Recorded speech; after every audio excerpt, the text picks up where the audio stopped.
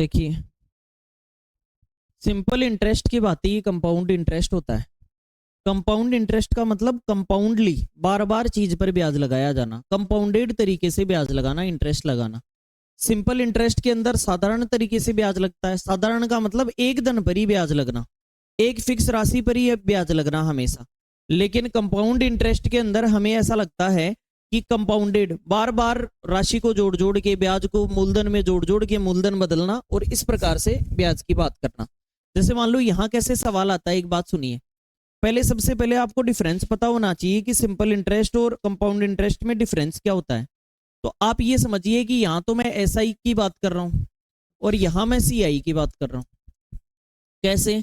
जैसे मैंने 100 रुपीज दे दिए किसी आदमी को और 10% पे दे दिए, और यहाँ भी 100 रुपीज दे दिए और 10% पे दे दिए। बस यहाँ रेट 10% SI के हिसाब से है और यहाँ 10% CI के हिसाब से है। तो बताइए 100 का 10% तो 10 ही होगा, चाहे यहाँ बात करें चाहे यहाँ बात करें। बोलो क्लियर है क्या? तो अगर आप फर्स्ट ईयर का बात करें, फर्स्ट ईयर, तो फर्स्ट ईयर के बाद में यहाँ साधारण ब्याज कितना होगा बताइए? 10 रुपए। अब आप सेकेंड ईयर उसी रेट से बात करेंगे तो फिर से कितना बनेगा? अगर आप थर्ड ईयर फिर से बात करेंगे तो कितना बनेगा? अगर फोर्थ ईयर आप बात करेंगे तो कितना बनेगा? इसका मतलब किन्हीं भी बीच की साल में उठाकर आप बात कर लें, हमेशा सेम ही बनेगा 10 रुपए। क्यों? क्योंकि सिंपल इंटरेस्ट हमेशा क्या होता है? सेम, जो कि हमेशा किस पर लगता है? मूलधन पर लगता है। बोलो क्लियर है क्या? मूलधन पर लगने वाला। लेकिन यहाँ ये जो चक्रवृद्धि ब्याज है, इसके अंदर हमारी चीज बदल जाएगी। कैसे बदलेगी? जैसे आपने 100 रुपए दे दिए किसी को CI पर और 10% की रेट लगा दी, तो बताइए ब्याज कितना मिला? यहां से हमने एक गजब बात और सीखी कि पहले साल का SI और CI बराबर होता है। पहले साल का SI और CI क्या होता है? वेरी इंपॉर्टेंट बात। क्यों? क्योंकि पहले कोई ब्याज ही नहीं है जिस पर ब्याज दे। पहले साल तो SI है तो भी प्रिंसिपल पर इंटरेस्ट देना पड़ रहा है, CI है तो भी प्रिंसिपल पर इंटरेस्ट देना पड़ रहा है। इसका मतलब बहुत इंपॉर्टेंट बात मैंने बता दी कि first year CI and SI are equal. बोलो क्लियर है क्या? पहले साल के लिए SI और CI बराबर होते हैं, फिर डिफरेंस बनना क्रिएट होता है। अब अगले साल मैंने कहा कि चलो ब्याज ले लेते हैं, तो अगले साल अगर अगला पैसा और रखना चाह रहा है तो इसको मैं ये कहूंगा कि देख 100 रुपए पर भी ब्याज लगेगा और इस 10 रुपए पर भी ब्याज लगेगा। तो इसका मतलब ओवरऑल कितने पर ब्याज बता सकता हूं? 110 पर ब्याज लगेगा और वही 10%। तो बताइए 110 का 10% कितना आया? तो इस बार का ब्याज 11 रुपए आ गया। तो अगर अगले साल अगला फिर से रखना चाहता है, अगर मान लो अगले साल धनराशि फिर से रखना चाहता है, इसका मतलब 110 पर भी ब्याज देना पड़ेगा और 11 पर भी देना पड़ेगा। तो ओवरऑल अगले साल कितनी राशि पर ब्याज देना पड़ेगा? 121 पर देना पड़ेगा। फिर अगर अगले साल देना चाहता है तो 10% इस पर, मतलब 12.1 रुपए हो जाएगा। तो कुल मिला के ओवरऑल हम ये कह सकते हैं कि चक्रवृद्धि ब्याज में मूलधन बदलता रहता है। क्या बदलता है? मूलधन बदलता रहता है, सेम नहीं रहता। इसमें हमेशा ही ब्याज किस पर लग रहा था? तो ये मूलधन था। लेकिन इसमें पहले साल के लिए ब्याज किस पर लग रहा है? दूसरे साल, तीसरे साल, और जिस पर ब्याज लगता है वो मूलधन होता है। जिस पर ब्याज लगता है वो क्या होता है? मूलधन। तो बताइए यहाँ पर मूलधन पहले 100 है, फिर 110 है, फिर 121 है। इसका मतलब हर साल मूलधन चेंज होता रहेगा, सेम नहीं रहेगा। अगर मूलधन चेंज होता रहेगा तो ब्याज भी बदलता रहेगा, चेंज होता रहेगा, बढ़ता रहेगा। तो बताइए साधारण ब्याज से ब्याज ज्यादा बनेगा हमेशा या चक्रवृद्धि ब्याज से? चक्रवृद्धि से। क्यों? क्योंकि ब्याज पर भी ब्याज लगना, एक मूल राशि पर एक ब्याज पर ब्याज लगना। जैसे यहाँ तो पहले साल 100 था और यहाँ भी पहले साल क्या था? दूसरे साल तो यहाँ भी 100 ही है, लेकिन यहाँ पर 100 की जगह कितने पर ब्याज लगने लग गया? तो 100 का कम बनेगा और 110 का ब्याज ज्यादा बनेगा। एक यहाँ से हमने एक चीज और सीखी, क्या? कि बताइए यहाँ प्रिंसिपल कितना है और मिश्र धन क्या है पहले साल के लिए? 110। तो क्या मैं ये भी कह सकता हूं क्या कि चक्रवृद्धि ब्याज में प्रथम वर्ष का मिश्र धन अगले साल मूलधन का काम करता है? CI के अंदर पहले साल का मिश्र धन अगले साल किसका काम करता है? मूलधन का। बताइए पहले साल के अंत में राशि कितनी हो गई और अगले साल ब्याज भी किस पर लगेगा? तो ये मूलधन का काम किया। दूसरे साल का मिश्र धन कितना है और अगले साल का मूलधन क्या है? मतलब दूसरे साल का मिश्र धन। तो क्या मैं ये कह सकता हूं क्या कि पहले साल का मिश्र धन अगले साल किसका काम करेगा? दूसरे साल का मिश्र धन तीसरे साल मूलधन का काम करेगा। 5वें साल का मिश्र धन 6वें साल मूलधन का काम करेगा। 25वें साल का मिश्र धन 26वें साल सीधी सी बात यह है कि पहले साल का मिश्र धन अगले साल मूलधन का काम करता है। बोलो क्लियर। तो यहां से मोटी मोटी हमने दो बातें सीखी। क्या बातें सीखी हमने? पहली तो कि पहले साल का एसआई और सीआई बराबर होता है, उसके बाद डिफरेंस क्रिएट होना चालू होगा। पहले साल का एसआई और सीआई बराबर होता है, और सीआई के अंदर फर्स्ट ईयर का अमाउंट है, ये अगले ईयर का प्रिंसिपल होगा। पहले साल का मिश्र धन अगले साल किसका काम करेगा? मूलधन का काम करेगा। बोलो clear.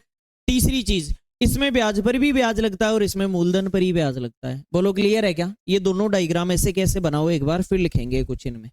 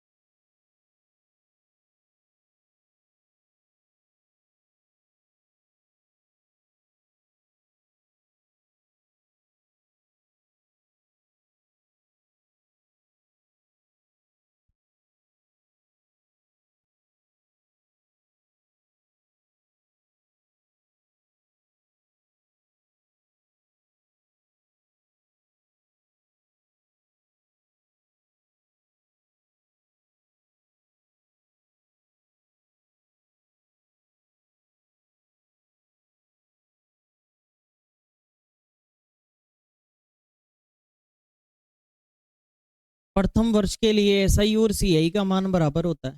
For first year SI and CI are equal. प्रथम वर्ष के लिए एसआई और सीआई का मान बराबर होता है।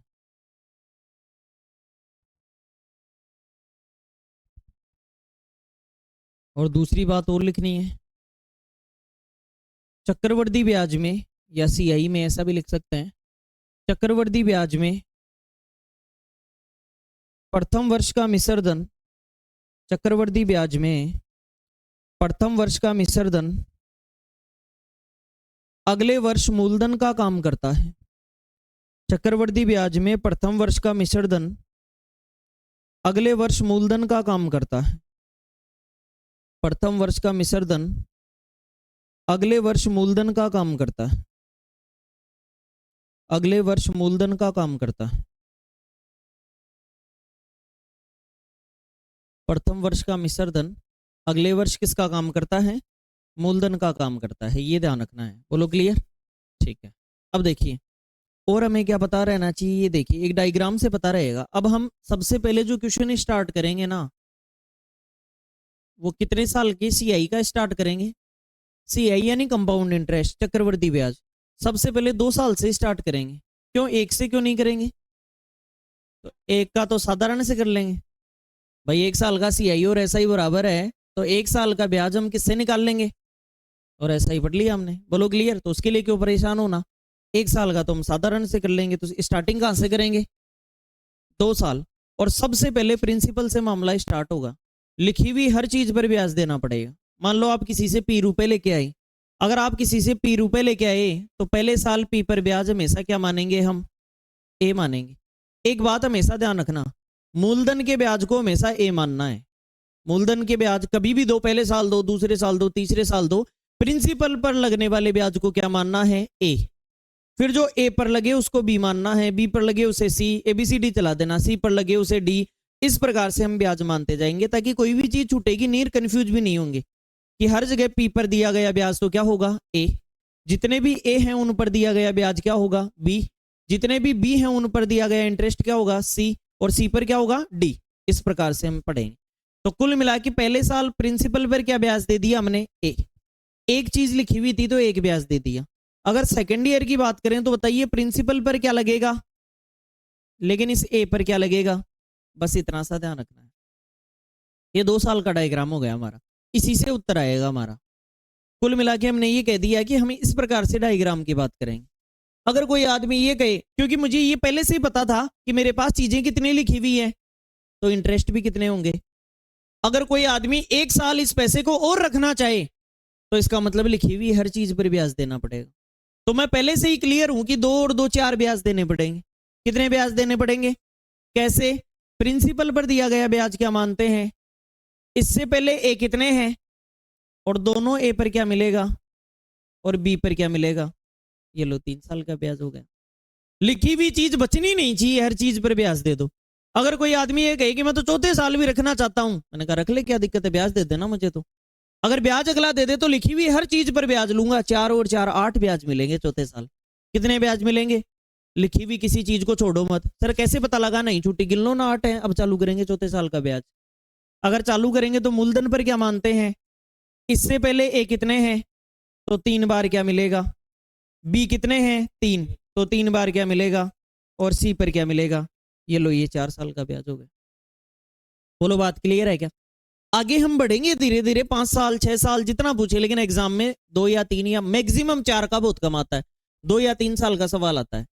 अब हम जो पढ़ रहे हैं हमें उसी की बात करनी है। ये तो केवल अंडरस्टैंडिंग बने, इसलिए मैंने 4 साल तक मैं मामले को लेके गया। हमें कितने साल से शुरुआत करनी है, 2 साल से। तो पहले साल प्रिंसिपल, प्रिंसिपल पर ए, दूसरे साल प्रिंसिपल पर ए, और इस ए पर क्या ब्याज मिलेगा, बी। यहां से हम क्लियरली सारी चीजें बता सकते हैं, क्या कि जो प्रिंसिपल पर मिलने वाला ब्याज है, इससे मैं साधारण ब्याज भी बता सकता हूं। कैसे, दोनों ए को जोड़ दूंगा तो साधारण ब्याज आ जाएगा, पहले साल का ब्याज और दूसरे साल का ब्याज, और केवल मूलधन पर लग रहा है। किस पर लग रहा है, तो अगर इन दोनों को जोड़ दूंगा तो मेरे पास क्या आ जाएगा, ऐसा ही आ जाएगा साधारण ब्याज। अगर तीनों को जोड़ दूंगा तो क्या आ जाएगा, चक्रवर्ती ब्याज आ जाएगा। चक्रवर्ती ब्याज के साथ मूलधन को जोड़ दूंगा तो क्या आ जाएगा, अमाउंट आ जाएगा, मिश्रधन आ जाएगा, कितना बन गया। अगर मेरे से कोई ये पूछ ले कि एसआई और सीआई का अंतर बताओ, चक्रवर्ती ब्याज और साधारण ब्याज का अंतर, तो ये पूरा तो है सीआई, ये दोनों है एसआई, तो एक्स्ट्रा कौन सा है, यही अंतर है। यहां जो लिखा हुआ होगा वही अंतर होगा। बोलो क्लियर है क्या। तो ओवरऑल एक बार में मैंने आपको थोड़ी सी चीज समझाने की कोशिश की है इस डायग्राम के थ्रू। हर सवाल में सवाल को सोल्व करने से पहले आपको ये डायग्राम जरूर बनाना है। बोलो क्लियर। उसके बाद में हम लिखेंगे कि मूलधन ये है, ये चीजें ये है। सर ये ब्याज कैसे मिलेगा, ये रेट लगाने से मिलेगा। क्या लगाने से मिलेगा, रेट। अगला कहेगी 100 रुपए का 10%, तो 100 का 10% रेट से ही तो आया, तो ये ब्याज आएगा। बोलो क्लियर। ए से बी पर भी ब्याज से आएंगे हमेशा, मतलब रेट से आएंगे। नीचे नीचे किससे आएंगे, रेट से, रेट के बिनमान से आ जाएंगे। जैसे 10% दे दे कोई, मेरे को ये कहता है कि 100 का 10% बताओ, तो आपने 10 इसलिए बताया क्योंकि 10% का बिनमान कितना होता है, तो 0 से क्या कट गया, 0, 10 आ गया। बोलो क्लियर। एक बार ए का मान आने के बाद में सारे ए बराबर होंगे, एक बार बी का मान आने के बाद में सारे बी बराबर होंगे, सी का मान आने पर सारे सी का वही मान होगा। बोलो क्लियर। तो इसलिए हमें ये पता लग गया। तो ओवरऑल हम यहां से सवाल करेंगे, इसको नोट करें एक बार, डायग्राम को बनाएं, फिर आगे बढ़ते।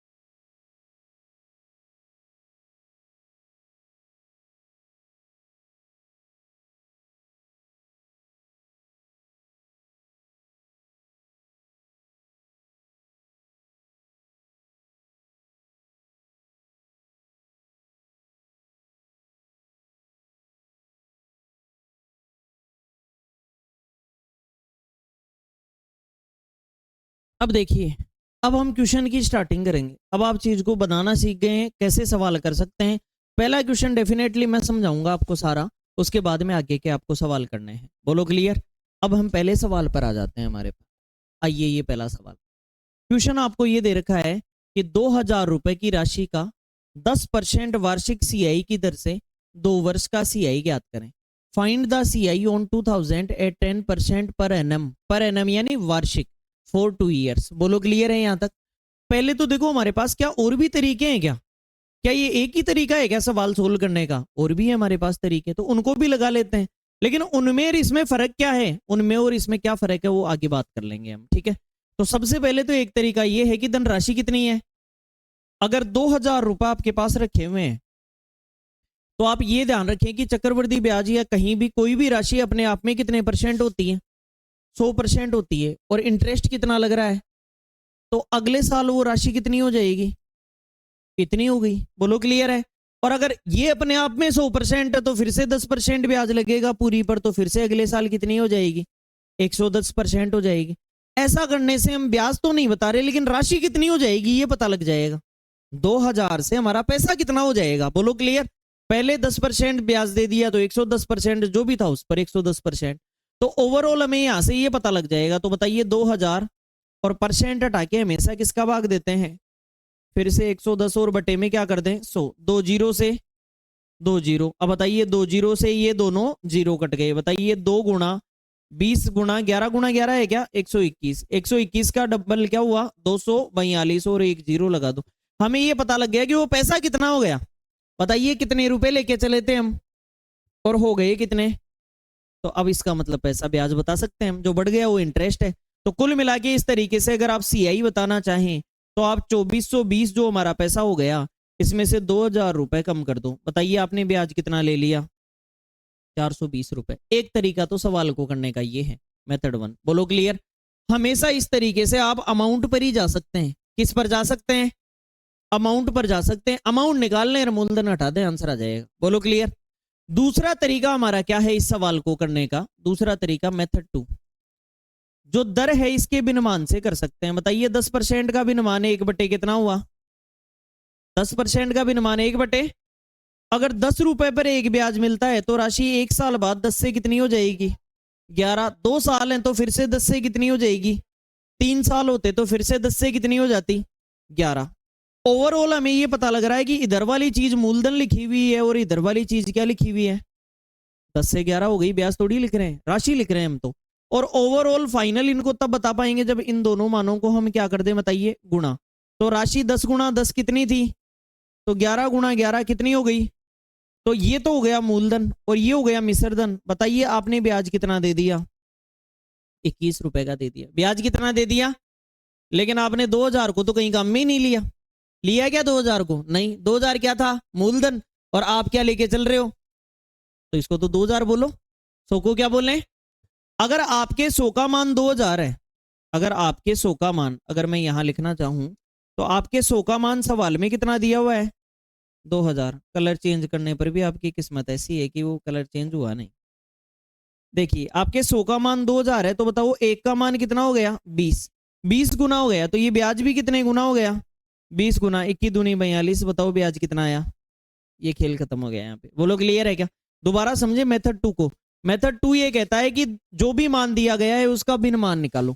अब सर भिन्नमान निकालेगा, या तो परसेंट हटा के 100 का भाग दे दो तो आ जाएगा, या फिर मैंने परसेंटेज की वीडियो देख के आओ, वहां पे मैंने क्या कर रखा है, लिखवा रखे हैं सारे फ्रैक्शन वैल्यू आपको लिखवा रखी है जो याद हो जाएंगे आपको। तो आप इस भिन्नमान से ये कहेंगे कि 10% वार्षिक है तो 10 रुपए पर 1 रुपए ब्याज मिलेगा 1 साल में। ईयरली है ना, पर एनएम है तो ईयरली है। तो 10 रुपए से 11 बन जाएंगे, अगले साल 10 से 11 बन जाएंगे। 3 साल होते तो एक बार और कर देते। लास्ट में मल्टीप्लाई करने से प्रिंसिपल बन जाएगा कि 100 के 121 बन जाएंगे। तो ब्याज तो कितना मिल गया, 21। लेकिन वो तो 100 पर था, किस पर था, और लेना किस पर है, 2000 पर। तो 100 को 2000 बोलो, 20 गुना बोलो, तो ब्याज भी कितने गुना, 20 गुना। और थर्ड मेथड आता है हमारा डिटेल मेथड। इस थर्ड मेथड को क्या बोलते हैं, डिटेल मेथड। ये डिटेल में उत्तर देता है ना, इसलिए इसको डिटेल मेथड बोलते हैं। डिटेल में उत्तर कैसे देता है सर, तो मुझे पता है कि सवाल अगर 2 साल का है तो मैं बिना सोचे समझे सबसे पहले तो पी ए और बी ये मेरा कर्तव्य पूरा कर दूंगा। बोलो क्लियर है क्या? 2 साल पर ब्याज का प्रारूप ये रहेगा हमारा। आफ्टर दैट आपको यहां बताइए ये प्रिंसिपल कितना दे रखा है, और नीचे आना है तो रेट के विनिमान से आना है। बताओ 10% का विनिमान कितना आया, 1/10 से नीचे आना है। तो कुल मिला के 2000 का 1/10 निकालना है। या तो आप ऐसे लिख लो 2000 गुणा 1/10 और 0 से 0 काट दो, 200 आ गया। या फिर आप सीधा यहीं से कर दिया करो सवाल को, क्या कि 0 से 0 काट दिया, बताइए कितना आया। और जब सारे ए बराबर होंगे तो ये ए बी कितना है, बोलो क्लियर, दोनों ए 200 200 हो गए। अब बताइए फिर से नीचे आएंगे तो इसका भी 1/10 निकालना पड़ेगा। 0 से 0 कट गया, कितना आया। इससे हमें ये भी पता लग गया क्लियरली कि पहले साल का ब्याज कितना है और दूसरे साल का ब्याज कितना है। तो कुल मिला के टोटल सीआई 200 और 220 कितना हुआ। सर मजा तो खूब आया, लेकिन अब इसकी खूबियां बता दूं। तो इसकी खूबियां ये है कि यहां से आप ये नहीं बता पा रहे थे इन दोनों तरीकों से कि साधारण ब्याज क्या लगेगा, बता पा रहे थे क्या। एसआई और सीआई का अंतर क्या होगा ये बता पा रहे थे क्या, नहीं बता पा रहे थे हम तो। यहां से हम बहुत सारी चीजें नहीं बता पा रहे थे, वो चीजें यहां से बताएंगे। क्या इन तरीकों से आप 1.5 साल का ब्याज बता सकते हो क्या, नहीं, लेकिन इससे बता सकते हैं 1.5 साल का। 1 साल और 1 दिन 1 घंटे तक आध का ब्याज बता सकते हैं, लेकिन इन तरीकों से हमें जोर आएगा। बोलो क्लियर है। इसलिए हम डिटेल मेथड से सारे सवाल करेंगे, ताकि उसी सवाल में साधारण ब्याज भी निकाल रहे हो, उसी में अंतर भी निकाल रहे हो, उसी में अमाउंट भी आ रहा हो, उसी में सब कुछ आ रहा हो, एक तरीका लगाएंगे लेकिन पूछ लो कुछ भी। समझ गए। इसलिए हम ये तरीका अपनाते हैं, और हम ये तरीका अपनाते हैं तो इससे इस प्रकार से हमें आंसर आ जाता है। अगर आपसे ये कह रहा है कि आप अमाउंट बताओ, तो बताइए 2000 और 420 कितना हो गया, 2420। आपसे गए साधारण ब्याज बताओ तो 200 और 200 400 हो गया। आपसे गए सीआई और एसआई का अंतर बताओ तो कितना आ गया, 20 रुपए।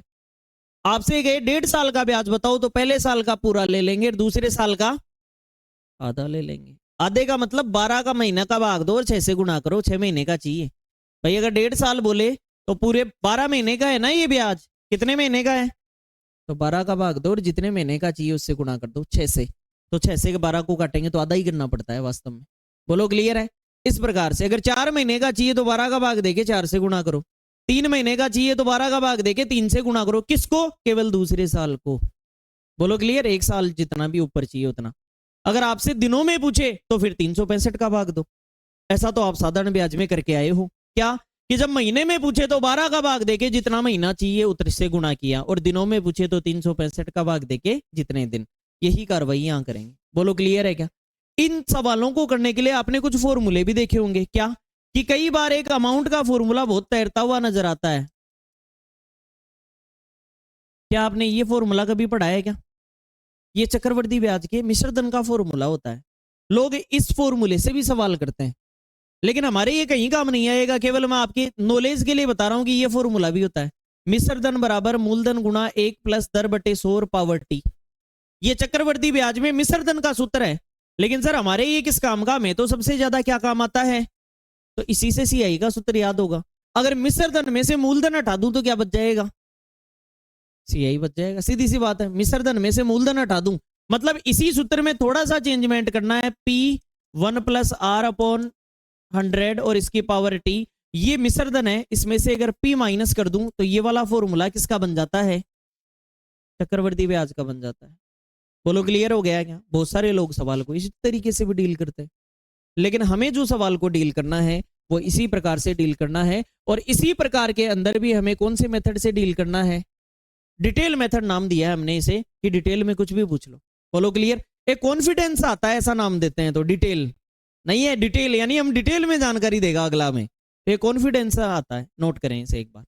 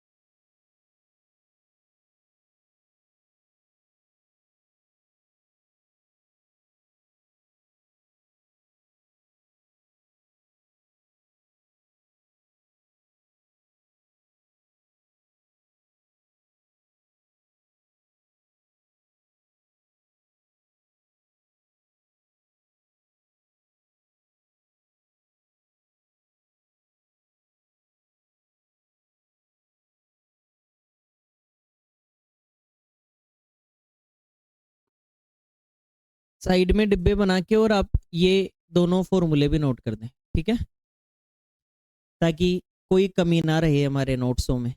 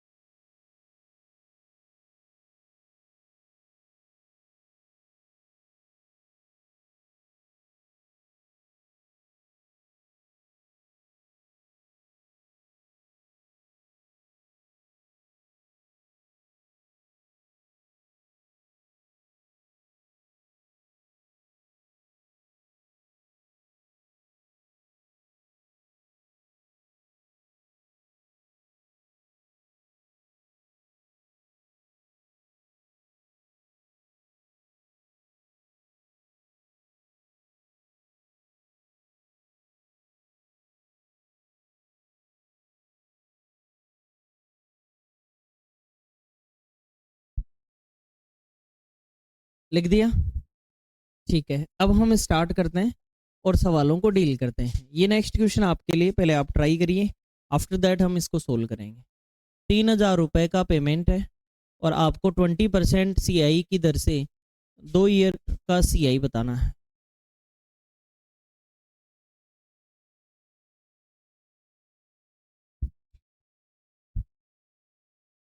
पहले परफॉर्मा बनाएंगे हर क्वेश्चन में, PAAB।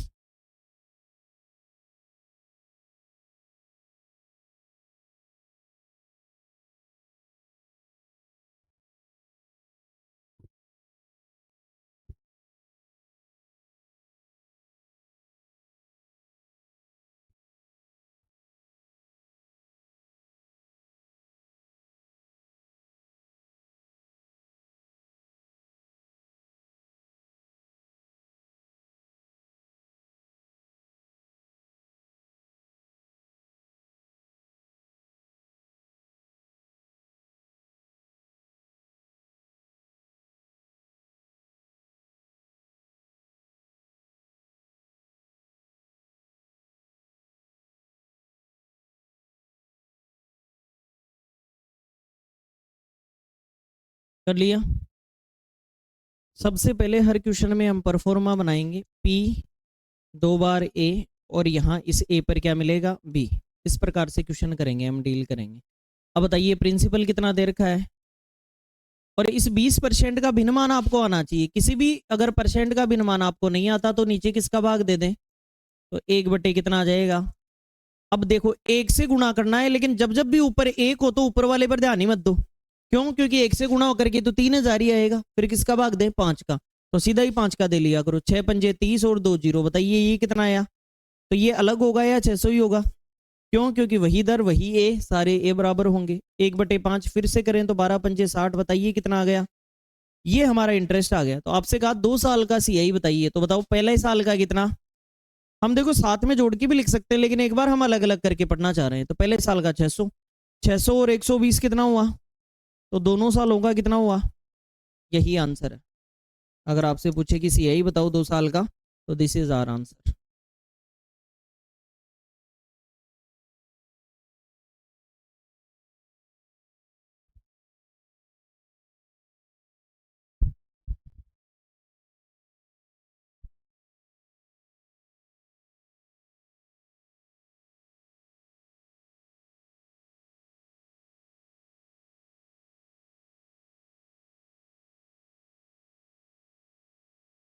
नेक्स्ट, नोट हो गया क्या? ये रहा, 18,000 रुपये पड़े, 5% की दर पर 2 साल और 1.5 साल का CI बताना है। दोनों क्वेश्चन है, दो क्वेश्चन है यहाँ से। Find the CI on 18,000 at 5% per annum for 2 years and for 1.5 year।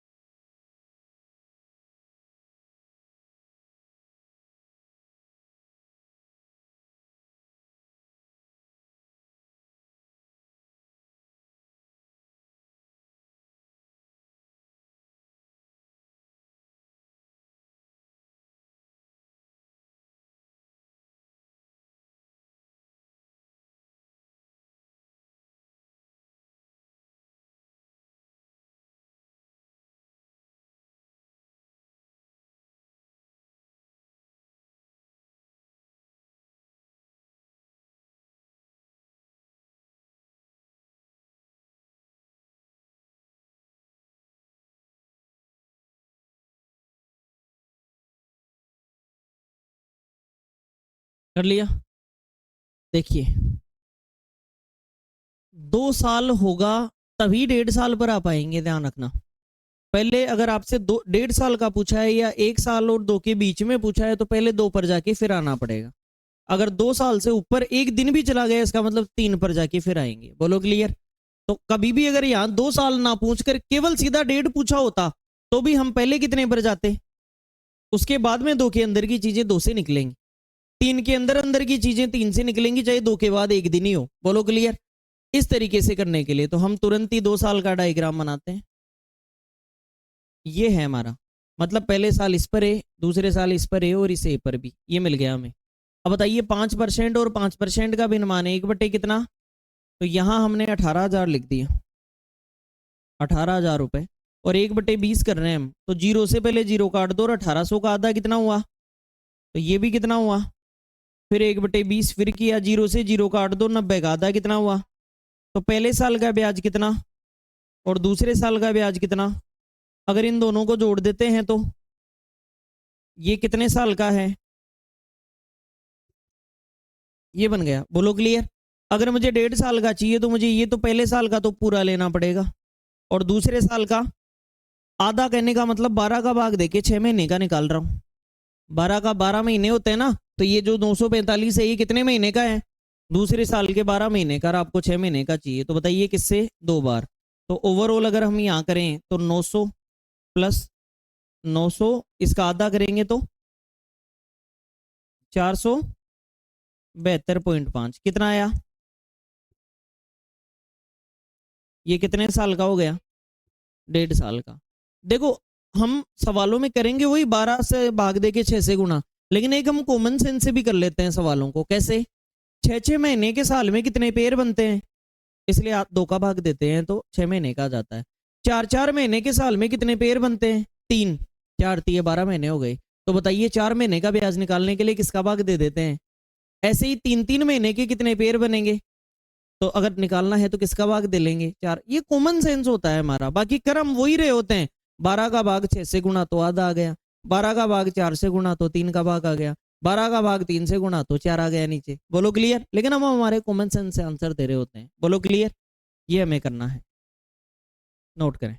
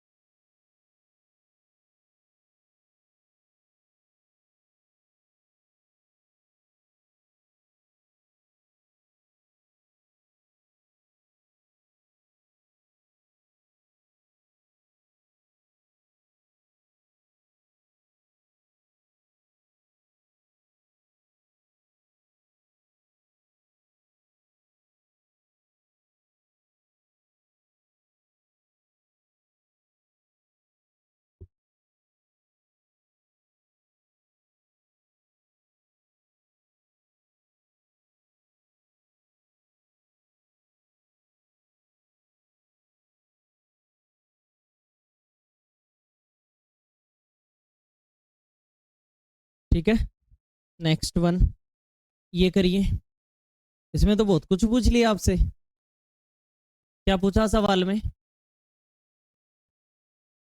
25,000 रुपए की राशि का 4% वार्षिक दर से 2 वर्ष का सीआई, 1.5 वर्ष का सीआई, 1 वर्ष 4 माह का सीआई, 1 वर्ष 3 माह का सीआई ज्ञात करो। ये सारी चीजें इंग्लिश में यहाँ लिखी हुई, ये सारे मान एक ही सवाल में है, लेकिन है सारे 2 साल के अंदर अंदर, इसका मतलब 2 पर जाकर फिर आएंगे इनके पास।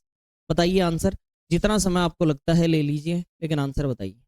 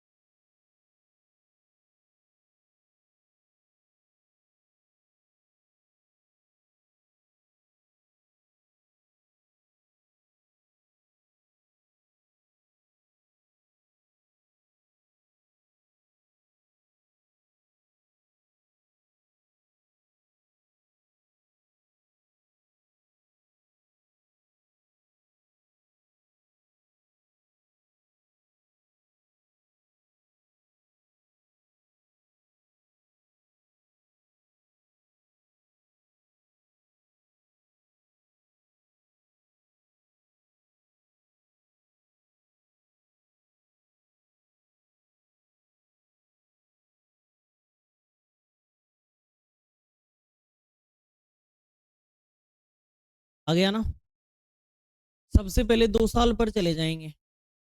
मूलधन पर दोनों साल ए ब्याज मिलेगा और ए पर क्या मिलता है, बी। अब बताइए राशि कितनी है, 25,000। रेट कितनी है, 4% का भिन्नमान 1/, भाई परसेंट हटा के 100 का भाग देंगे, 25 बार जाएगा, 1/25 आ जाएगा। बताइए 25 से 25 में एक बार, तो ए का मान कितना हो गया, तो ये भी कितना हुआ, 1,000। यहाँ 25 का भाग देंगे तो 25 चौके 100, ये कितना हुआ। तो सबसे पहले तो आपसे 2 ईयर का सीआई बताना है आपको। 2 ईयर सीआई, तो पहले साल का कितना और दूसरे साल का, तो दोनों सालों का मिलाकर ये रहा 2 साल का। बोलो क्लियर। आफ्टर दैट आपसे पूछा कितना, 1.5 साल का। अगर आपसे 1.5 साल का सीआई पूछा है तो आप क्या करेंगे, वही कार्रवाई, पहले का पूरा और दूसरे का आधा। अगर इसको आधा करेंगे तो 520 आ गया क्या, तो कुल मिला के 1000 और 520 कितना हुआ, 1520 आ गया। फिर उसके बाद में आपसे क्या पूछा, 1 साल और 4 मंथ। तो पहले साल का पूरा ब्याज लेंगे कितना, 1000, और 1040 में किसका भाग दे देंगे। वास्तव में ये हम हर जगह कर तो ये रहे हैं कि 12 का भाग 6 से गुना, 12 का भाग 4 से गुना, लेकिन 3 आ रहा है, फिर डायरेक्ट लिख दिया हमने, ठीक है। 12 का भाग 4 से गुना तो 3। बताइए भाग देंगे तो कितना आएगा, 200, 346.66। तो यहाँ से 1000 और ये कितना, 1346.66। बोलो क्लियर है क्या। और आखिरी सवाल, 1 साल और कितने महीने का, 3 मंथ का। तो इस बार इसको इधर बता रहा हूँ, इधर वाली तरफ। बताइए 1 साल का ब्याज कितना है, 1,000, और ये दूसरे साल का कितना है, 1040। 3 3 महीने के कितने पेयर होते हैं। वास्तव में हमें करना तो ये था कि 12 का भाग अगर 3 से गुना तो 4 बार कट जाता, तब उत्तर आता। तो 4 का भाग कितनी बार, 260 बार। तो ओवरऑल 1 साल और 3 महीने का ब्याज कितना हुआ, यही हमारा उत्तर हो गया। तो कुल मिला के इसी प्रकार से डिटेल मेथड से हम हर चीज का आंसर दे सकते हैं। डिटेल मेथड लगाया, दर के भिन्नमान से नीचे आएंगे। 2 साल का ब्याज 2040, 1.5 साल का ब्याज 1520, 1 साल 4 महीने का 1346.66, 1 साल 3 महीने का 1260 रुपए। ये हमारा आंसर हुआ। बोलो क्लियर, नोट करें।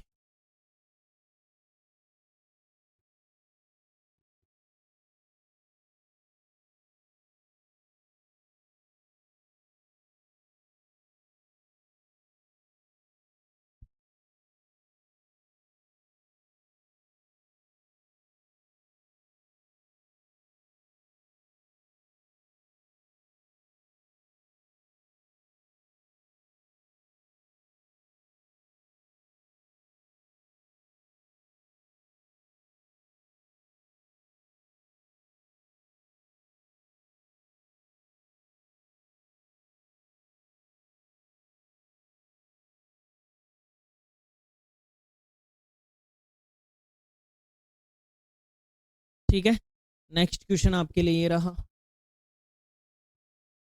इस बार आपसे और बहुत कुछ पूछा है।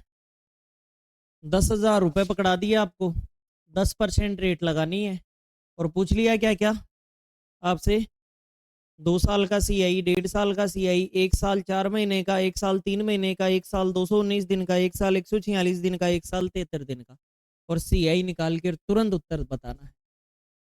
3 महीने तक का तो सेम ही लगेगा, और आगे वालों में 365 का भाग देके और दिनों से गुणा करना है, बात एक ही है।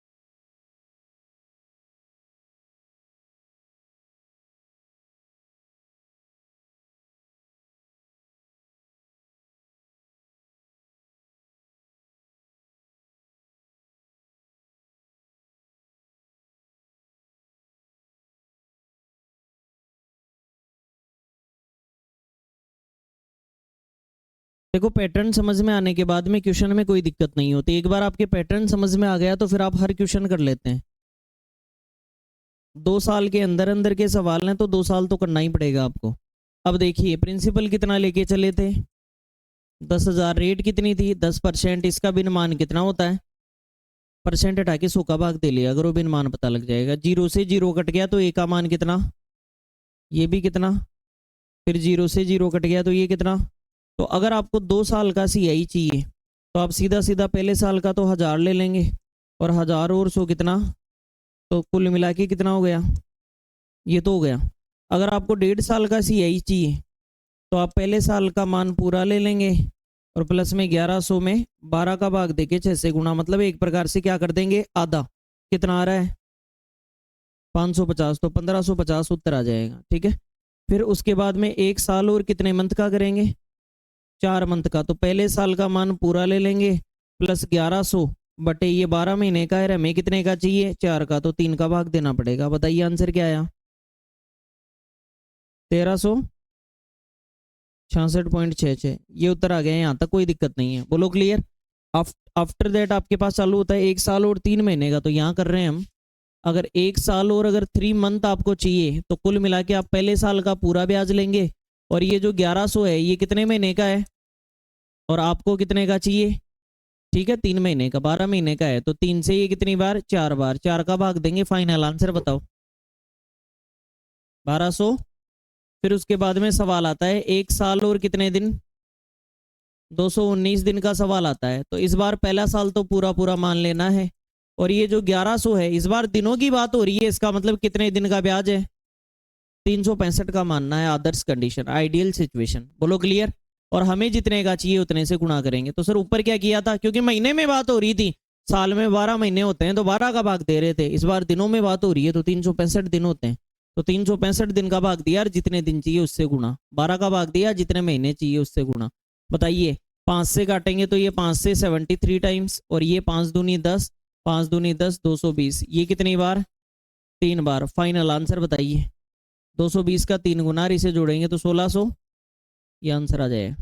फिर आपको अगला सवाल पूछा 1 साल और कितने दिन, इसका भी आंसर आ जाएगा।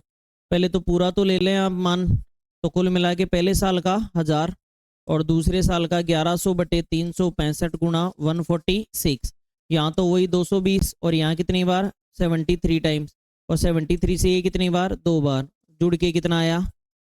और आखिरी सवाल आपका ये है 1 साल और कितने दिन 73 डेज, 1 साल का मान पूरा लें। बताइए ये जो 1100 है ये कितने दिन का है और हमें कितने का चाहिए, 5 से काटेंगे तो ये कितनी बार 73 से 73, 1000 और 220, यही उत्तर आएगा।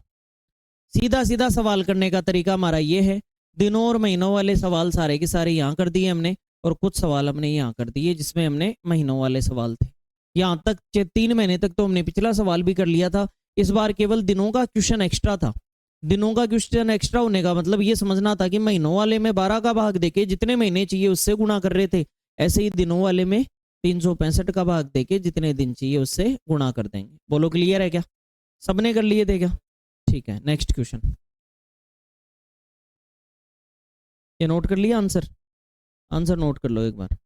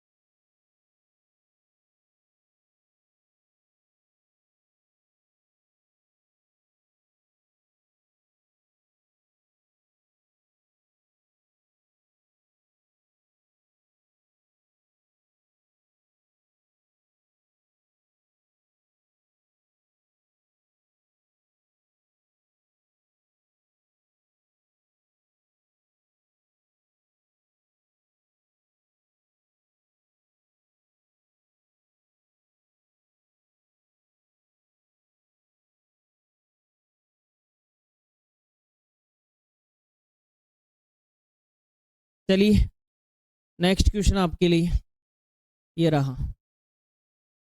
9800 रुपए की राशि का 14.2/7% की वार्षिक दर से 2 वर्ष का CI ज्ञात करें। Find the CI on 9800 at 14:2/7% per annum rate for 2 years।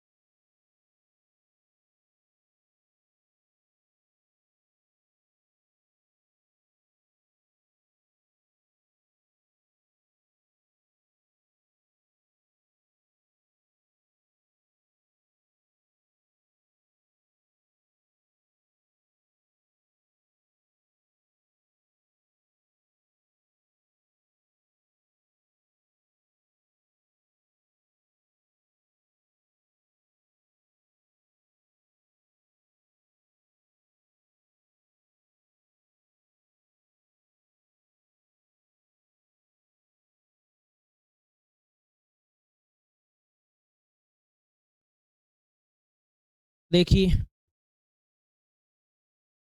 Principal A और ए पर ब्याज क्या मिलता है बी। यहाँ 9800 हमने लिख दिया। बताइए इसकी फ्रैक्शन वैल्यू क्या होती है 1/7। अगर आपको नहीं आती तो 14×98 98 और 2 कितना हो गया 100/7%। परसेंट हटा के किसका भाग दे देंगे 100 का। 100 से 100 एक बार कट गया तो 1/7 आ जाएगा। बोलो क्लियर है क्या। अब देखिए अगर हम 1/7 करें तो यहाँ मान कितना आ गया 7 का भाग 1400 बार, ठीक है। और यहाँ भी ये भी 1400 हो जाएगा। फिर 1/7 यहाँ भाग देंगे तो कितनी बार गया 200 बार। आपसे कहा 2 वर्ष का CI बताओ तो पहले साल का कितना 1400 और दूसरे साल का कितना 1600, कुल मिला के कितना हुआ 3000 रुपये। ये ब्याज का बन गया CI बना है हमारा 2 साल का CI। हाँ किशन आ गया था क्या। Very good.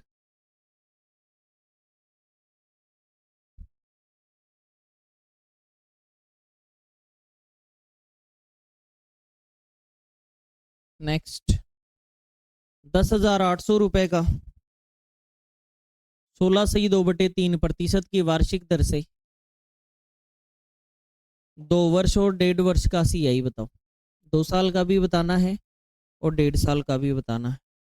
दोनों ही आंसर बताने हैं आप।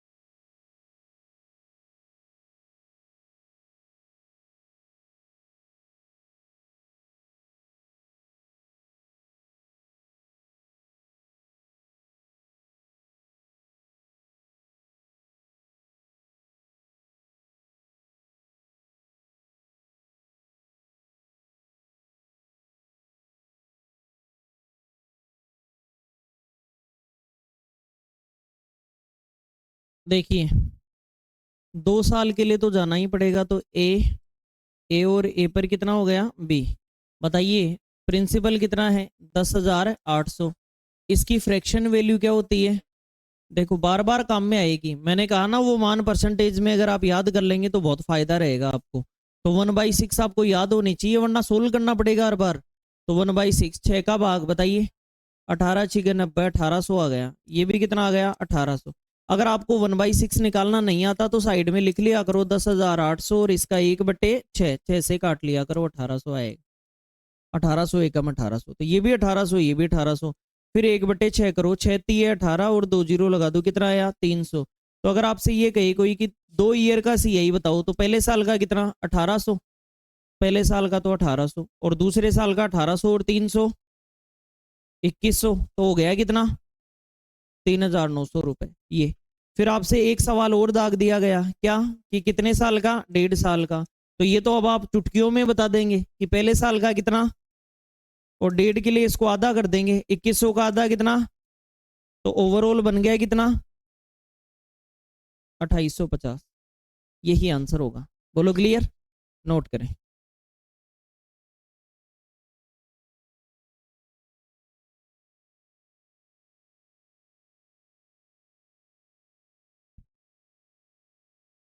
लेकिन चक्रवृद्धि ब्याज से पहले आपको पहले साधारण ब्याज समझना पड़ता है हमेशा।